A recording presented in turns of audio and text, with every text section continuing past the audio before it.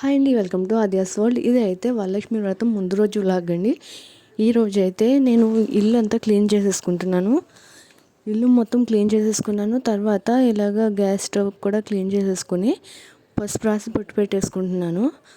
తర్వాత ఇతర సామాన్లు ఉంటాయి కదా, మనం ఇలాగా పరమాన్నం చేసుకునే గిన్నెలు అవ్వచ్చు, వంట చేసుకునేవి, దేవుడి సామాను మొత్తం ఇవన్నీ కూడా నేను తోమేసుకుని పెట్టేసుకుంటున్నాను.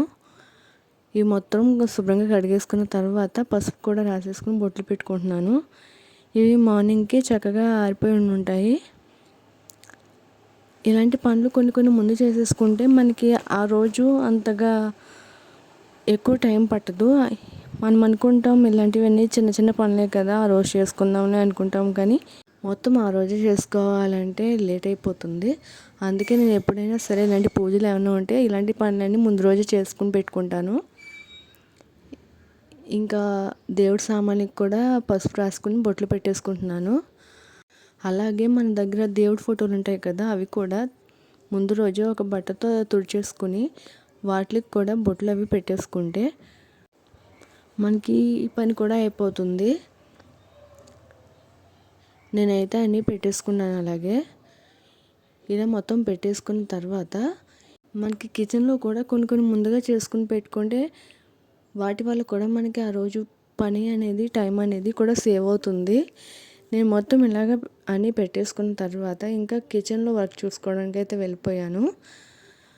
నేనైతే ఇంకా ఇప్పుడు కిచెన్లో ముందుగా ఒక మిక్సీ జార్ తీసుకుంటున్నాను.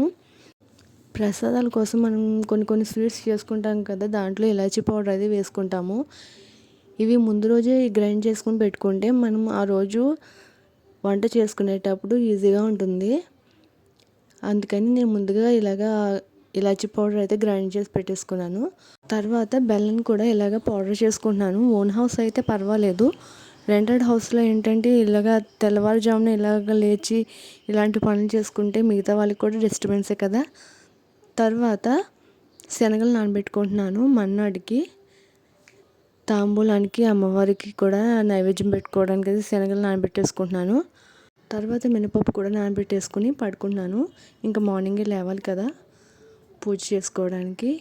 ఈ వ్లాగ్ ఎలా అనిపించిందో తప్పకుండా కామెంట్ చేయండి. బాయ్.